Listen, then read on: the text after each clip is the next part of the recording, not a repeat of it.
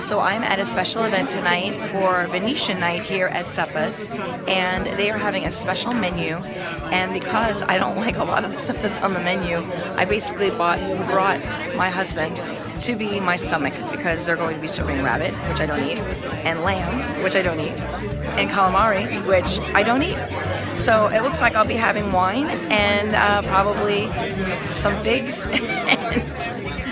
and not eating the rabbit.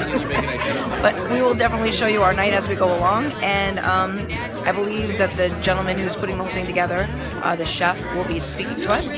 So if he does speak to us, I will be filming that as well. So here we go.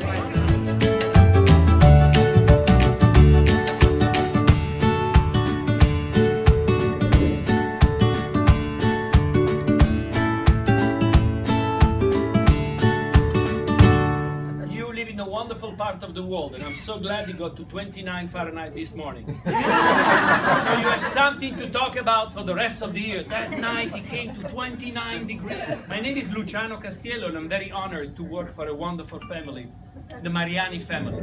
The beautiful thing about working for a real wine family, you learn everything there is to learn about great wines. So not only the wines that we make and that we produce and we sell throughout the world, but tonight we're going to be talking about wines that we import from a wonderful family, the Sartori and the Bolla family. These are people who've been around the wine business for many, many years. The first wine you were welcomed when you walked in, it's a sparkling rosé from the Bolla family. People didn't know what to do in the region of Veneto, and they drank a lot of Prosecco. And the reason for which we chose this is because it's a fantastic aperitif. But this is not only Glera, this is a blend of different local grapes to make it rosé. The pinkish color, the dry color, the fresh, the appetizing, the perfect, what we call in Latin, aperitif. Aperire, to open up your appetite. The whole idea behind these wines is to make you want to drink again. You have to understand that the region of Veneto, first of all, Veneto is one of the 20 regions of Italy. Italy is subdivided in 20 regions, like the United States divided in 50 states. Italy is a very small country, the size of California. 20 regions, region of Sicily, region of Veneto, region of Lazio, Campania, Piedmont, Puglia, Calabria. But in Veneto, they have a reputation to defend. They are the region of Italy that drinks more wine per capita than anybody else. So when you drink this wine, what is going to happen to you? It's going to make your mouth more luscious and release all the flavors. This is a wine that has a little weight on the palate. It is not oaky because we don't believe in oak. Oak has to be the helper. Just like salt when you cook. I love cooking. I use salt to enhance flavors. I don't use salt to overpower. Oak has to be the helper of every wine in the world. If a wine tastes only of oak, you might as well not drink the wine. Tonight is the night of the Venetians, because you must understand that in Veneto, the most famous city, of course, is Venice. In Venice, all the wealthy Venetians, merchants, you have to understand Venice was also a very strong republic, with very strong power throughout the ages. For 700 years, they had an empire that stretched all the way to Cyprus, all the way very near Lebanon, okay? Part of Greece, Croatia, very important. These guys made a lot of money in trade. Think of Marco Polo. Marco Polo was a Venetian, right? He went all the way to China to bring silk back and all the spices, and made a lot of money. How did they showcase their money? By riding up the Adige River, going all the way to the city of Verona and Vicenza, and building villas and building palaces. The second most beautiful place in the world, in my opinion, is the city of Verona. Verona is the city of Romeo and Juliet. You know, Shakespeare was inspired to write so much about it. And Verona has so much to offer wine-wise. Really good. Huh? Really good. This is a crawfish and a fig. It looks really good, so we'll try it. This I will try. Spicy? All your numbers are bullshit. Oh, that's really good.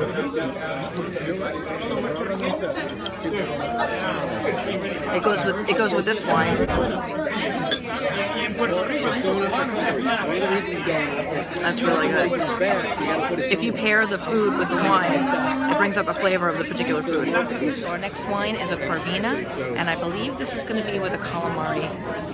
It's coming up. This is the calamari dish. It looks like it's got tomatoes and Calamari and octopus. an octopus. That's the other thing, octopus. Okay. Go ahead and eat it. Tell me how it is. Yeah. Oh yeah, that's good. It looks like olive oil, perhaps. How is it? Delicious. Delicious. All right. It says it's delicious. Jokes apart, wine has to be fun. Wine is not as serious, worrisome for people. How many points? When shall I drink it? When shall I have it? Open the damn thing and enjoy.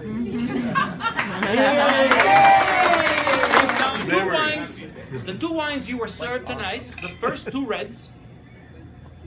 First is Sartori. Repeat with me, Sartori. Sartori di Verona. Sartori from Verona. Sartori has been making wine since 1898. This family has been in the Valpolicella business. So the first wine you had, it's a real Valpolicella from Greek.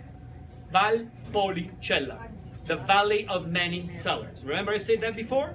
So the Valpolicella, this is a Valpolicella Classico Superiore. Because Valpolicella, as you all know, can come in many shapes and forms and levels of quality, right, Courtney? You can enjoy Valpolicellas from very little price and Valpolicella for very, very high price. Here we're not little, we're not high.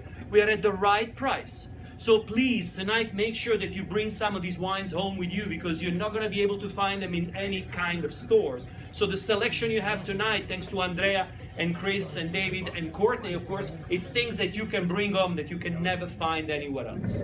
So the next wine you were served, and pay attention to this, comes from the same area, but is not under the same appellation. Half of the Corvina has been partially dried, only partially dried for about 35 to 40 days. And then we blend the wine. Tonight, one of the dishes is going to be rabbit on the menu because conejo and coniglio and lapin, it pairs with the beautiful, and in Veneto, in the region where Valpolicella comes from, conejo, rabbit, is one of the local dishes. So we're going to be pairing it tonight, and the sauce, I don't even know the sauce that he made, but I'm sure that David did a great job in the kitchen, as he usually does. You will see that these wines will pair extremely well with this. Okay, well that was the rabbit, and I actually tasted it. So this next dish is lamb, which I will not eat, but Evan will. Leg of lamb. Leg of lamb. Okay, go ahead. Now, you told me that you like mostly rack of lamb, which is going to be different than a leg of lamb. Correct. All right, so go ahead and taste it and let me know what you think. The pepper looks good. That's about the only thing, and maybe the potato. Other than that, it does not look good to me because I will not eat that kind of stuff. Is that the lamb? What part is the lamb? Did you already eat the lamb part? Yes. Or did you just eat a potato? No. Oh, you actually ate it. Okay. Very good. Very good. Now, what's the difference between the taste of a leg of lamb versus a rack of lamb? Typically, a leg of lamb is a little more gamey. Okay, is it gamey to you? Right? No, not at all, which is unique. Because typically leg of lamb is a little gamey. Okay. This is done very well. Now do me a favor, after this next bite, take a drink of the wine that they gave us, which is another red, a little heavier and drier than the last one. And what do you think? Big difference in the wine. Yeah, big difference in the wine. So what happens to the wine when you taste it behind it? It smooths out. Okay. It has a little more flavor Okay. in the taste with the meat. All right. Well, I will not be trying this one, but perhaps I will have some of that pepper. This last one is fig and cheese. The cheese might be a little strong. This is the wine that they're pairing with. All right. So Evan thinks the cheese is going to be too strong. No, I like the cheese. Yeah. It's like a Parmesan cheese. I like it. On the same bite? No, it doesn't. That's the fig, that's the cheese. Right there. Oh, that's really good. That's really good. All right. So I like the first course and the last course. Wait, let's try the wine. This is the wine that goes with it.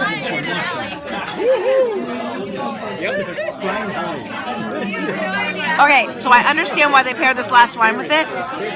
The last wine is not a sweet wine, it's on the drier side, but when you pair it with the sweetness of the fig, it kind of goes really well together. Really good. It goes really good. All right, I approve.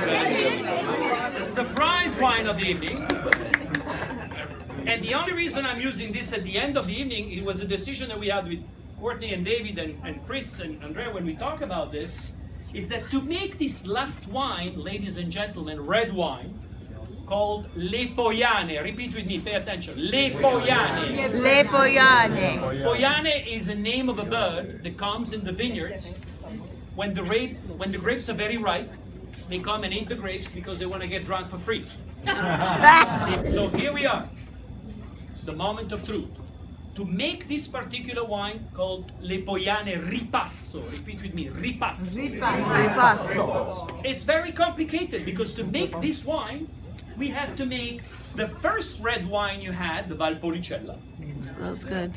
and the last red wine you had, the Amarone. Are you with me? Yeah. So to make a ripasso, we have to first make a Valpolicella, straight wine, Valpolicella, fresh, fermenting in the cellar, right? And then on the same vineyard, we have harvested the same grapes, we put to dry on mats, and we made an Amarone. So 2-3 months later, we crush those grapes, and we make Amarone, and the Amarone stays away. With the leftover of those grapes, with the pomace, the leftover, the skins of those grapes, we go back to the cellar, we get the fresh Valpolicella, which is still fermenting, and we throw it to re-ferment on those grapes, and we make the ripasso. So 2 wines. Remember, fresh red wine fermenting in the cellar, the skins of the Amarone. We take this to re-ferment on those skins to give it more body, more color, more extraction, more flavor, and we make what we call ripasso. In Italian, ripasso means ripassare, re-ferment. So, Le Poiane, can you please serve it? It's the surprise of the evening. It's not the Amarone, it's the enjoyable wine of the evening. Thank you all for your time. Have a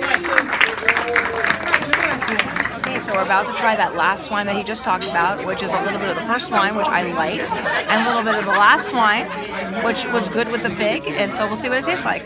So this is the last wine. Of course, it looks like all the other ones. I like it. Do you like it? He likes it.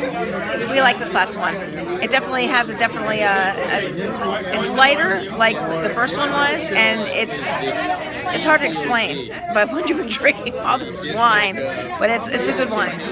Thank you for tuning into The Wonderful World of Wendy. Don't forget to subscribe, especially since YouTube changed all their rules. Give me a thumbs up, and I'll see you next time. Bye.